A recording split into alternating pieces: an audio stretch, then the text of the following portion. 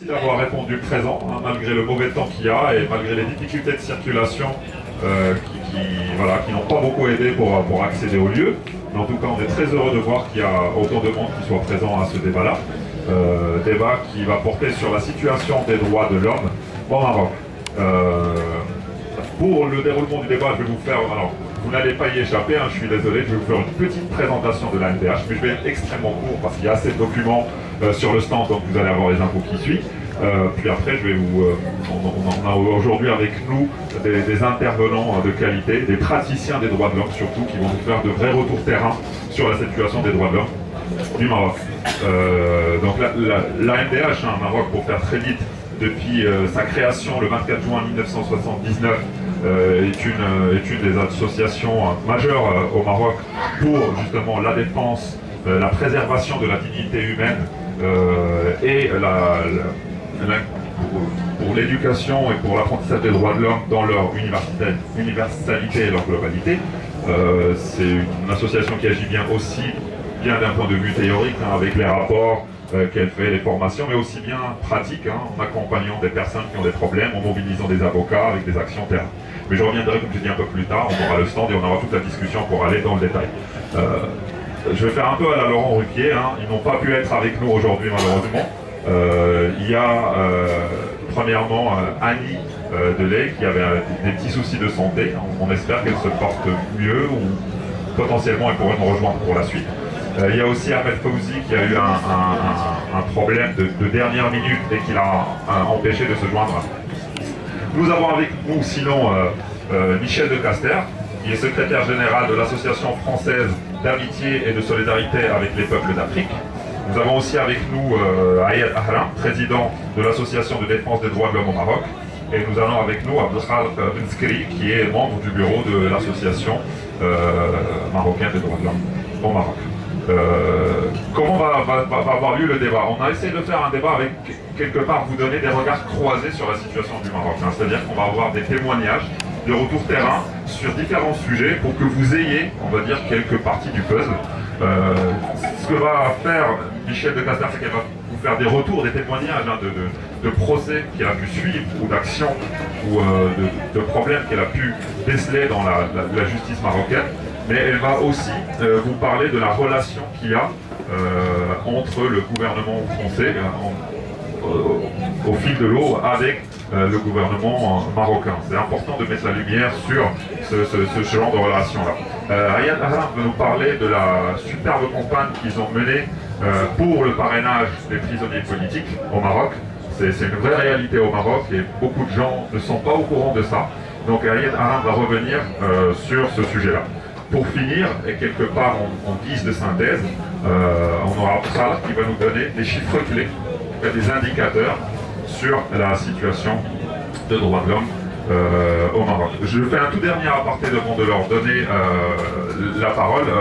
L'ANDH Maroc compte à peu près un peu plus de 12 000 adhérents. 15 000 adhérents, voilà. La dernière mise à jour vient d'arriver. Donc 15 000 adhérents au Maroc. Une aussi des dernières nouveautés, c'est le développement de sections internationales. Paris, on a aujourd'hui une section aussi à Madrid, on a une section à Bruxelles, bientôt une section à Lille. Donc vraiment c'est quelque chose d'extrêmement important pour nous, hein, de développer ce tissu international, d'être au plus proche de la situation des Marocains à l'étranger, mais aussi des étrangers eux-mêmes, pour leur donner un autre son de cloche et équilibrer un peu le discours qu'il peut y avoir sur le Maroc sans tomber dans le dénigrement total, bien sûr. Bon bah Michel, c'est à toi, tu peux y aller. Bonjour, merci beaucoup. Et puis je crois que votre débat il est tout à fait salutaire en France. Parce qu'en France, on a une image du Maroc. À chaque fois que nous en parle, on dit mais au Maroc, ça se passe bien. Regardez, il y a pas d'exactions, tout se passe bien. Même le président de la République, François Hollande, il a dit qu'il n'y a pas eu de printemps arabe au Maroc. Alors, je ne sais pas si les services des renseignements généraux français ne marchent pas bien au Maroc, mais il faut quand même rappeler que le printemps arabe au Maroc a fait 11 morts parmi les jeunes du mouvement du 20 février, dont une jeune fille. Alors là, je pense qu'il y a une désinformation. Et c'est une bonne chose qu'en Europe, vous développiez des activités de vos organisations, parce que il y a l'Europe, le Maroc, lui, il fait un gros lobbying à l'Union européenne, à la Commission européenne, pour donner, d'abord pour récupérer de l'argent, parce que c'est quand même, vous connaissez mieux que moi la situation économique au Maroc, mais le Maroc est subventionné et est sous perfusion de l'Europe, des crédits de l'Europe, et c'est pas pour le peuple marocain, hein, c'est pas le peuple marocain qui en profite. Hein. Donc quelque part, il est important qu'en France particulièrement, et sur la fête de l'UMA, on donne une autre image du Maroc que ce que l'on peut trouver, comme on avait hier soir, sous une tente, soi-disant une tente berbère, où il y avait un concert colonialiste, on peut dire, puisqu'on a voulu faire une manifestation devant, parce qu'il y avait des gens qui prétendaient que le groupe musical de Dakhla était un groupe musical marocain. Or, le groupe musical de Dakhla est un groupe sahraoui.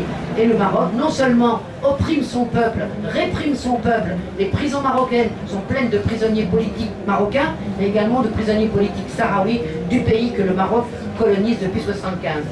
Donc, je crois que c'est tout à fait salutaire, qu'il faut casser cette image d'un Maroc lustré, tout beau, avec un gentil monarque très moderne. Il est très moderne, dans ces prisons ne sont pas du tout modernes et elles sont remplies de gens, y compris les prisonniers de droit commun, subissent des conditions extrêmement difficiles.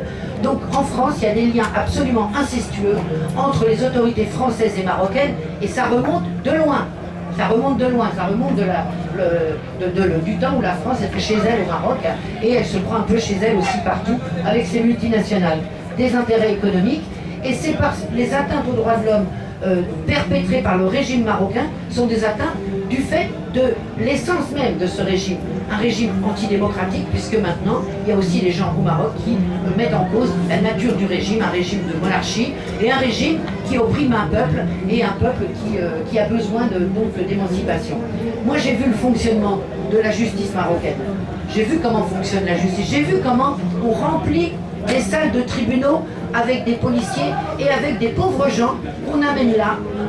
Quand on les voit, effectivement, c'est pas des militants, hein, c'est des gens qui viennent là, dans les tribunaux, pour insulter les avocats qui courageusement défendent bénévolement des militants politiques, que ce soit, moi c'est surtout des militants sahraouis que j'ai vus, mais des avocats insultés, nous-mêmes observateurs internationaux insultés, rudoyés, séquestrés, nous a piqué nos téléphones portables, nos appareils photos, les puces de nos appareils photos. On a vu ça à Agadir. Agadir c'était plus cool. Alors Casablanca, je ne vous dis pas, à la veille du démantèlement du camp de Benamizzi, le 5 novembre 2010, comment on a été séquestrés et agressés. Et donc c'est un fonctionnement d'une justice comme ça, c'est dangereux pour toute la population qui vit sous le régime. C'est-à-dire c'est pas seulement dangereux pour les militants sahraouis qui prônent le droit à l'autodétermination, c'est dangereux pour la population marocaine qui en subit également les conséquences. Je voulais vous dire également que j'ai assisté pour le dernier procès au tribunal militaire de Rabat qui a condamné des militants sahraouis du soulèvement, qui était le premier soulèvement populaire au Maghreb, le soulèvement au Sahara occidental qui a duré du 2 octobre au 7 novembre. Il a jugé 24 militants sahraouis. Il y en a eu 7 qui ont été condamnés à perpétuité, 9 à perpétuité, 7 à 30 ans de prison, il y en a d'autres à 25 ans de prison, 20 ans de prison. Donc là, sans preuve, sans aucune preuve, alors que les accusés ont prouvé qu'ils avaient été torturés, violés, humiliés, et au sein même du tribunal militaire de Rabat, on était dans un tribunal militaire avec une centaine de militaires autour de nous et au moins une soixantaine de policiers dans la salle. Vous voyez, c'est vraiment une justice qui est sous la contrainte, hein, complètement. Et bien malgré le manque de preuves, le manque de témoignages, aucune trace d'ADN, aucune empreinte, rien, on a condamné ces gens-là sur le seul fait des PV de la police. Et on sait comment les PV de la police sont faits. Souvent les gens, on les oblige à signer les yeux bandés, des fois les yeux bandés sans avoir lu le PV, ou à mettre leur empreinte du pouce, alors que c'est tous des gens qui savent lire et écrire. Voilà cette justice.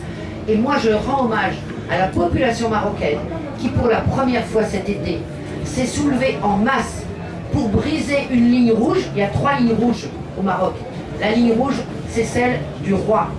Et c'est cette ligne rouge que la population du Maghreb, du Maroc, a brisé cet été, en manifestant contre la libération d'un pédophile espagnol qui était reparti dans son pays après avoir fait ses exactions sur les enfants marocains. c'est extrêmement important. Nous, en France, peut-être on ne se doute pas comment c'est important de manifester. Mais manifester contre une décision du roi, un gars qui avait un jour félicité le roi pour une décision s'est retrouvé en prison, lui. Parce qu'on n'a pas à dire si le roi il fait bien ou mal. On ne dit rien sur le roi. Et bien là, il y a eu des manifestations remarquables. Et moi, je rends hommage à tous les militants qui mènent des actions contre la répression que fait le régime marocain, ce Mark-Zen. Et quand on a entendu pendant le mouvement du 20 février « Mark-Zen dégage », on comprenait bien ce que ça voulait dire « Mark-Zen dégage » pour ceux qui savent que le Mark-Zen, ça représente le palais, ça représente l'autorité royale. La deuxième ligne rouge, c'est la religion, c'est Dieu. Et la troisième, c'est le Sahara occidental. Eh bien, il y a de plus en plus maintenant de gens qui se disent qu'un peuple qui, quelque part, en opprime un autre, n'est pas un peuple libre. Et le jour où la population marocaine arrivera à briser ces interdits-là, ces deux interdits au moins, la religion, je ne me prononce pas dessus, mais je pense que c'est très important. Et moi, je rends hommage à ceux qui mènent la lutte et qui risquent la prison, qui risquent le tabassage et qui risquent la mort également devant la police marocaine.